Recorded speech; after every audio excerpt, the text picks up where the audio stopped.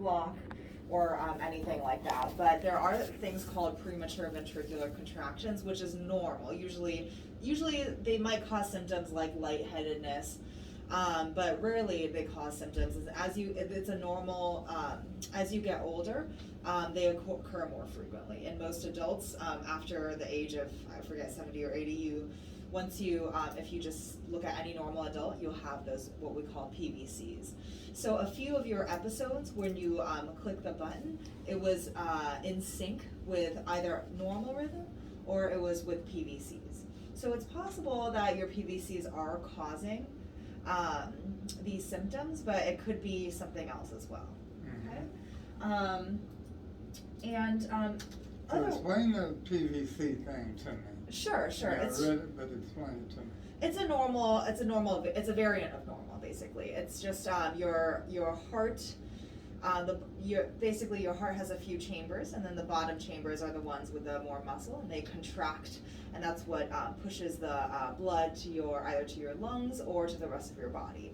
So it's basically a premature contraction. Basically, it contracts a little earlier than it should. Right. All right, and then usually they don't.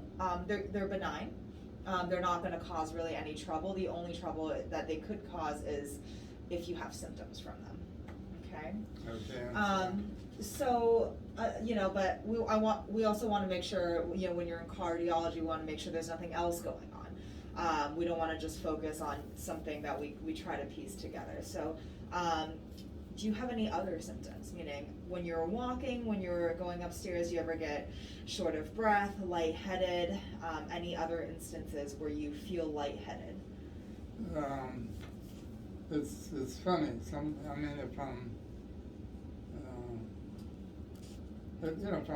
walking, there's no doubt about it. For example, I don't like going to shopping centers, things like that by myself, but I do it. But I used to did one in the shopping center if I was walking down and going several stores. Before I got halfway down, I started feeling lightheaded. So I'd sit down and wait a few minutes, and then get up and then go on and do what I have to do. And I've noticed that just if I go to the store, for example, yesterday, I go to the store and I got out of the car and I was a little lightheaded. I just go on, I get a cart, I do what I got to do, and then come on out. So it seems like the lightheadedness is becoming more. It's more, okay. More often than it used to be. I mean, it's becoming more the norm versus going away. And so I take my little inhaler with me because I said, well, maybe it's that. But I've been looking at my oxygen absorption because the doctor that was on the plane, when I passed out, she said my oxygen absorption was at 62, 63, something like that. And she said, you need to go see your doctor and figure it out. So let me ask, so I know your Dr. Ansari had said you have an 8-year history of dizziness. Right. Is that correct? Mm-hmm. So is what you're feeling now that you're describing similar or just like a progression of what you've been feeling for the past many years? Is it different or is it same but worse? I think it's kind of the same but worse. Okay, so you're telling me when you're walking, you sometimes get lightheaded and you need to sit down. Yeah. How long can you walk for before getting lightheaded? I don't think I can go very far before that. Maybe if I walk 5 minutes. So what about from your car to the building today? Did you get lightheaded? No, I didn't notice it. But see, what's happening is I'm starting to manage it, if you want to call it that. Sure. I started feeling like that, and I said, okay, I just got to get to where I'm going. And I'll take a couple of deep breaths, because that's what the doctor on the plane told me. Sure. You start feeling like, take a couple of deep breaths. If you're someplace you can hold on to something, do that, or sit down. So right now you can only walk about 5 minutes before getting lightheaded. Yeah, something like that. Really? Before. Okay. And sometimes I get up and I start walking and it happens just like that. I thought you said you had vertigo. That's what my old doctor told me years ago. Okay. He thought it was vertigo. So when you get lightheaded, do you feel short of breath as well? Yeah, I used to feel a little short of breath. Okay. Have you noticed that? That when he's walking, he needs to sit down every, let's say, 10 minutes or so, or? He usually doesn't do it with me for some reason. Okay. Even when we've been walking through the airports, long distances through the airports. It's never happened when we're walking through the airports. What have When you he's carrying- noticed? Yeah, you don't say anything. Mhm. Yeah, he hasn't probably said anything. I've Sure. only noticed the event on the airplane and Uh-huh. at Wolf Trap, Sure, okay, where he just says, "I don't feel well," and then he just kind of goes limp. sure. And then, so you're saying you can't breathe? You feel like you can't breathe, is that correct? I feel like, I don't know, I have an anxiety kind of feeling, Mm-hmm. you know, and I think that seems to happen before I start having, you know, the breathing type thing. That's what I was wondering at Wolf Trap, because there was a lot of people there, and it was like, just trying to park and find where to park, and the traffic was bad, and we were trying to, and he was driving. I thought maybe that might have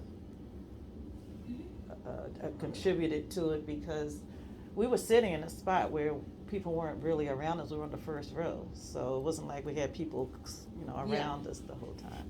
So Sure. that episode kind of shocked me. And it's possible it's not just one thing. So most likely there are multiple factors, including age, including just your fitness level. We'll look into the heart as well if there's anything going on there, if we can do something about that. That could be contributing to these symptoms. Yeah, I mean, to be quite frank, what I said to myself, I said, okay, he's this old, man, you're gonna be checking out before long. And that's what this is all about. Well, but I can get on the treadmill, and I can do I normally do about a mile, Mm-hmm. okay, and that takes me 20 to 21 minutes to do. And I have the treadmill elevated to 4, and the Okay. speed up around 2.8, 2.9, 3, and do that 5 days a week. Wow, okay. And I get tired right at the end. It's a little more of a struggle to get right to the, but if I'm doing, so it's not like I don't have the endurance I need, but I can't get out and walk on the sidewalk no mile, without getting dizzy or without, something to stabilize it. Okay. So in there, moving on to the heart thing, or the hammer things there. Okay. So, I feel that I do my stretches in the morning, because I got this shoulder issue here. My shoulder kills me, and I don't sleep well. They hit me in the sleep class, Mm-hmm. and I was waking up 2 or 3 times a night Mm-hmm. regularly. So Okay. I sleep 2 hours and I wake up. But now I'm sleeping more like 4.5 to 5. So that helped. But I still don't feel like I have enough sleep. Sure. And so you're able to walk 20 minutes or a mile on the treadmill. Right. You're holding onto the handlebars, but you can't walk that much outside because Right. you feel dizzy. Yeah. And so I wanted to clarify also the difference between dizziness and lightheadedness. Mhm. Do you feel like you're losing your balance, or do you feel lightheaded, meaning like your head's almost buzzing, you feel like you're about to pass out every 5 minutes? Or is it more like you're about to fall? It's an interesting question, because I feel like I'm about to fall. Okay. That's what happens, and so it is, to me, it is like being lightheaded, because all of a sudden I start focusing on, I'm getting this lightheaded feeling. And So describe lightheaded for me. okay, lightheaded to me is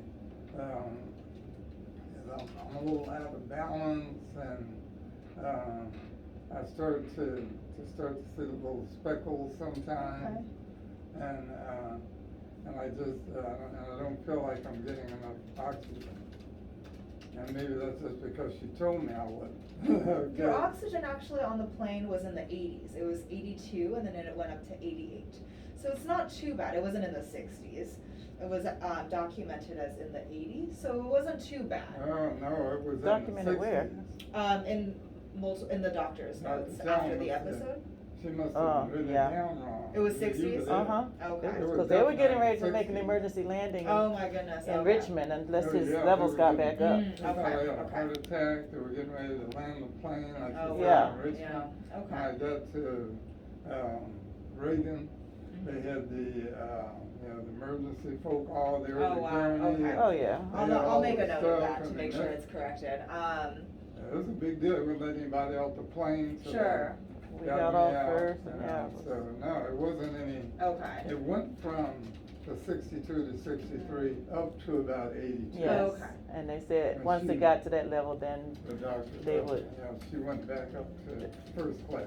Oh. Okay.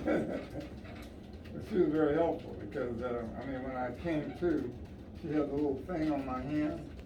Uh-huh. That's how she knew what it was, and she was checking my pulse. At the time, she was on my arm checking my pulse as well. She had a little stethoscope thing and all that. And then there was a male nurse there with her. Mhm. So